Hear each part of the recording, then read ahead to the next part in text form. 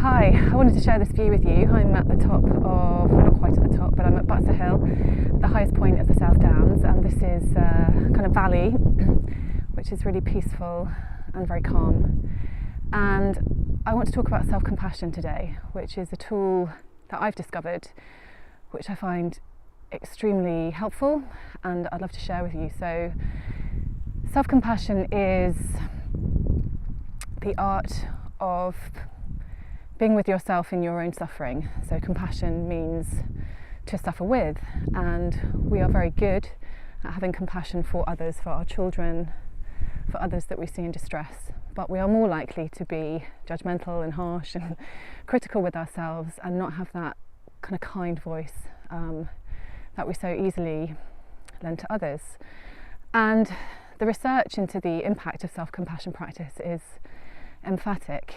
You're less likely to have anxiety, depression, you're more emotionally resilient, you're less likely to be a perfectionist, you'll probably have a better relationship with your body, you have a healthy relationship with failure, and these are all things, that we're striving for and that are very, very important.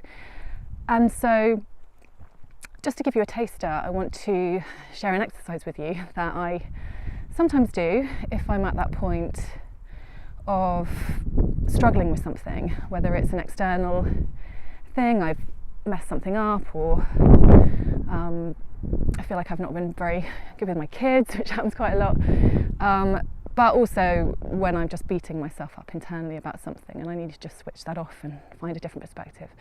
And so it's called Self-Compassion Break, and there are 3 parts to it. And the first part is to acknowledge that there is suffering, because we push it away, we make an enemy of it, we push it away, we run away from it, we push it down. And actually, if you just acknowledge this is a moment of suffering, that can be powerful. The second part is to acknowledge the shared nature of suffering, that it's part of our humanity. So we might say suffering is normal, suffering is a part of life. So initially, this is a moment of suffering. Suffering is a part of life. And we can feel less isolated when we acknowledge that. And then the third part is to offer ourselves words of compassion that we need to hear. So for myself, that might be, I wish you peace. I wish you calm. I wish you rest. And just to repeat those words, I wish you calm. I wish you peace. I wish you rest. And that can have a powerful impact on just turning around my perspective and turning around my day or a conversation I'm going to have. So if you're interested in following this up, do look at selfcompassion.org, the work of Kristin Neff. She writes and she's done a lot of research into self-compassion, and also there's a suite of exercises that you can do which are really powerful.